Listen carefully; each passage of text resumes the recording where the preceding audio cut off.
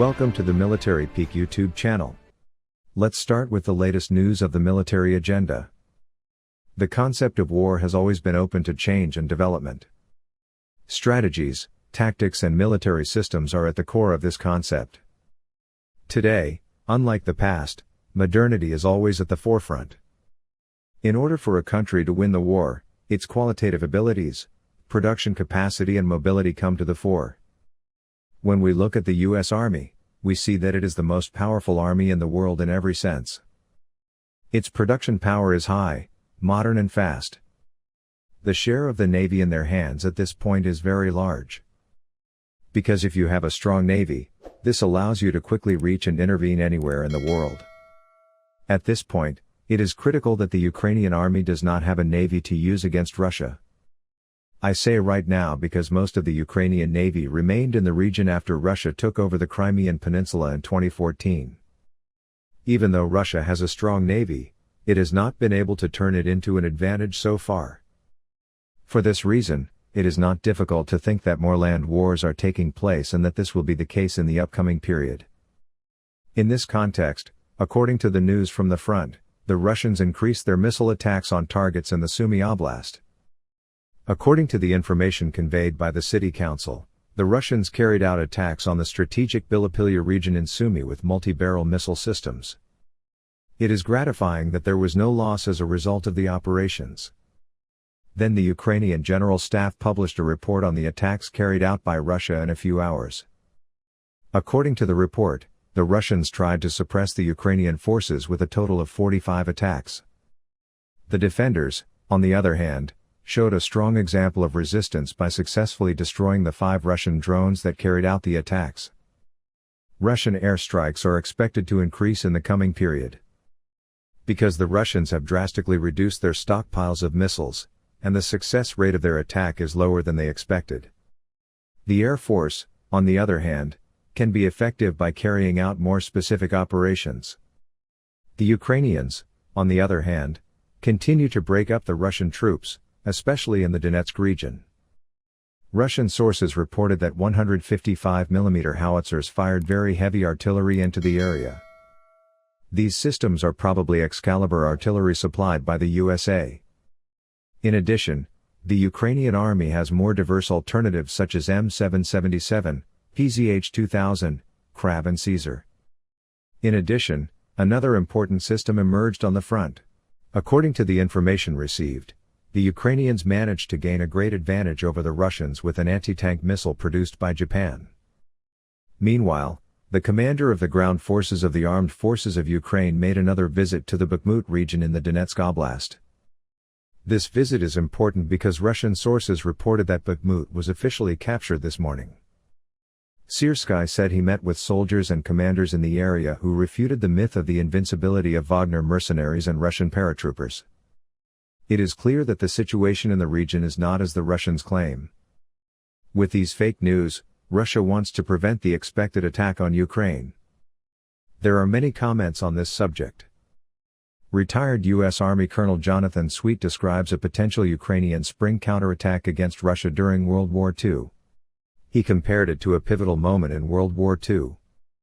This is the Normandy sticker as we mentioned before.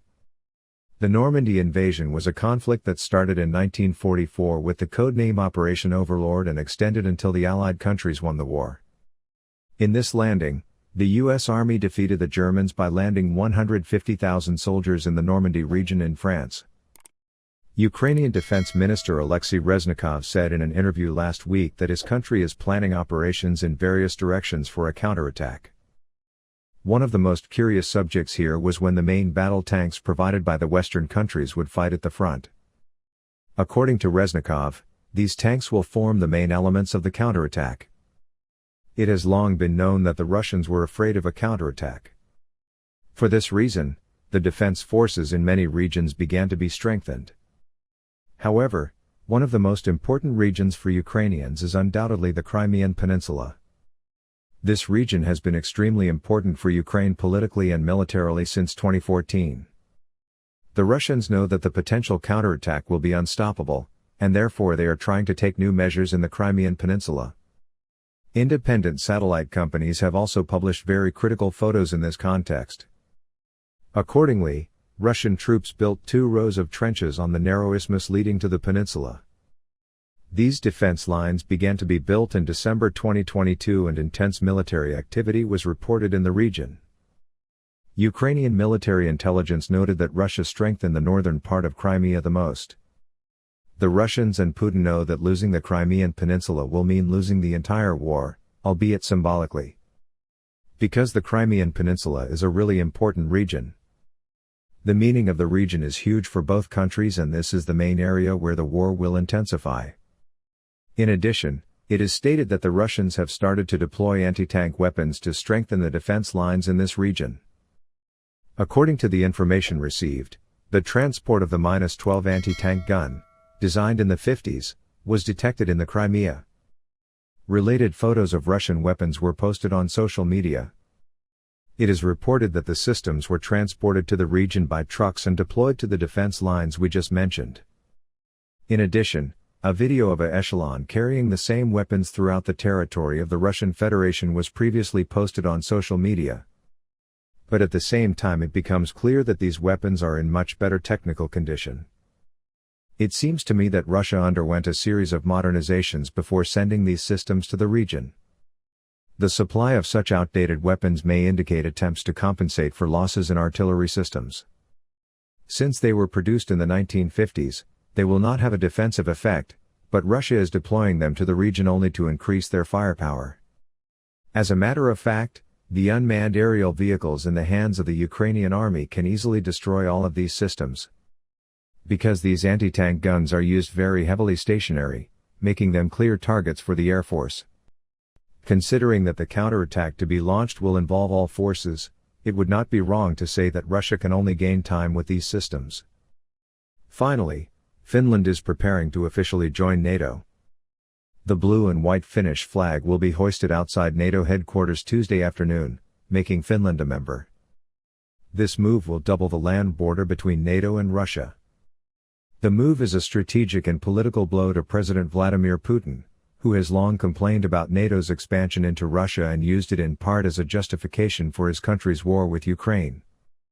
Like all NATO members, Finland will benefit from the collective security guarantee that an attack on one is considered an attack on all. This means that Russia's expansionist policy in Eastern Europe will be eroded to a large extent. Finland has a large army and is investing heavily in new equipment, including dozens of US-made F-35 fighter jets. The strengthening of the NATO alliance is of great importance for world peace. In the coming days, we will follow all the military and political developments in the world, especially the Russia-Ukraine war, for you. To be informed of developments faster, you can subscribe to our channel and turn on notifications. Also, if you like our video and leave a comment, you will make us feel your support. For now, I wish everyone a good day. See you soon.